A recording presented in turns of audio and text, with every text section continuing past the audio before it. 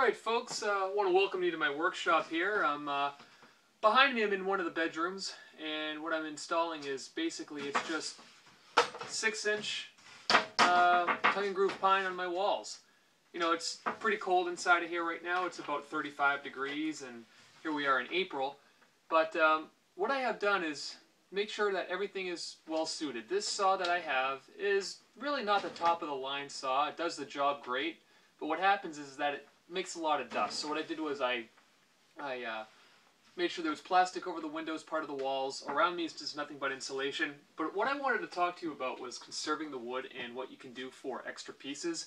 A lot of the pieces go to waste, and that's one thing that I really don't like when it comes to construction, is that there are a lot of wasted materials. So what I usually do is, for smaller pieces, I save them. Personally, I save them. They can be used as either kindling for your wood stove. And when I say pieces, I don't mean like little pieces like that are crap, but you know, stuff that's about, I don't know, 4 inches, 5 inches, up to over, I don't know, 15, 16 to a foot. I try to save them. There are pieces where you can always use them for corners. Say if you have sections that are in corners that are probably about a foot long, cut it to the width that you need and then use that. Instead of buying more pine, you can consistently use the old cuts that you have. Speaking of old cuts, there's a nice piece of wood here that I'm using, and what I need to cut it, I need to cut it at 69 3/4 of an inch, and I want to make sure that I do have the right dimension there before I start measuring away here, and it is 69 3/4 of an inch. So, make a long story short, got a nice piece of wood. Unfortunately, it's a really nice piece of wood with all the knots that really show up. Unfortunately, there are cracks everywhere. So I can't use this for areas I'm going to be showing, unfortunately. So what I'm going to be doing is I'm going to take the sections that I can't use and cut that section off. I'll start that right now.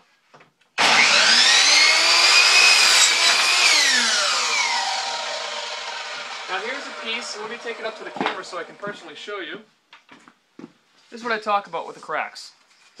So you can probably see on the camera here that this section is cracked. They're nice pieces of grain. I love the grain inside of here, and you have the knot. I like seeing the knots as well.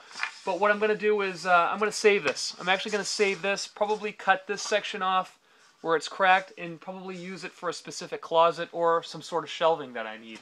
And what I'm going to use, where I cut off this piece of wood where it's all cracked, I'll use that as kindling for my wood stove. It saves, and it doesn't waste any of the lumber. But what I need to do is cut this section down at 69 3/4. So what I usually do is when it comes time to measuring a board, something like this here, you can actually have the beveled design on the back or the front. I like that personal front look. It looks like a real cabin feeling. Always measure, always cut the lumber on the section that you want showing. And the reason is that if you decide, this is the section that I want to show on the wall.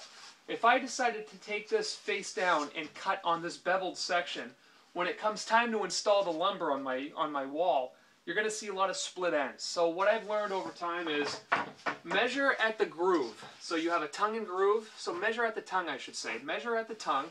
I need 69 3/4. I'm going to measure that right now, actually. Take my handy tape measure.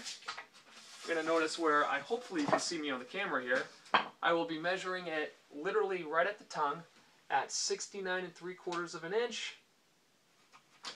69 3/4. What I like to do, folks, measure twice, cut once. Always the best thing to do. And I'm right on the money. So that's 69 3/4 there.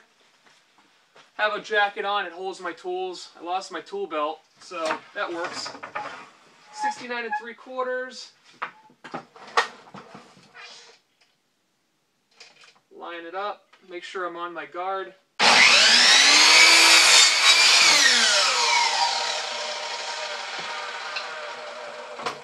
Whoops, there goes my pencil. Take out my tape measure once more. Make sure I'm accurate. And I am accurate. 69 3/4. Alright folks, it's just a how-to video to save wood, save time, save money. Any questions, let me know. Have a good day.